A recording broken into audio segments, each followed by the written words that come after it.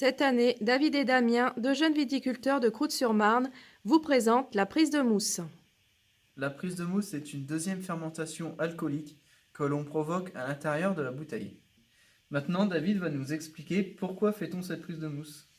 La prise de mousse est une fermentation énergétique qui crée de la chaleur, de l'alcool et du gaz carbonique. Le dégagement de gaz carbonique en bouteille capsulée hermétiquement donnera l'effervescence au futur champagne. Damien, maintenant, comment procède-t-on pour lancer cette prise de mousse? Donc pour relancer cette prise de mousse, on lance une deuxième fermentation alcoolique à partir du vin de base préalablement assemblé qui servira à la mise en bouteille. On ajoute également des levures naturelles ainsi que du sucre.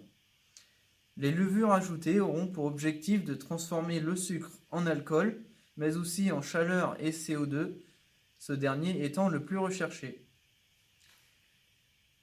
La prise de mousse se déroule en bouteille couchée dite sur latte, comme l'on peut voir derrière nous, dans nos caves à une température d'environ 10 à 12 degrés sur une durée d'environ 3 semaines. David, comment contrôle-t-on le bon déroulement de cette fermentation?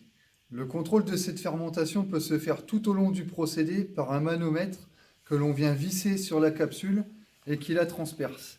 Cet appareil s'appelle un afromètre.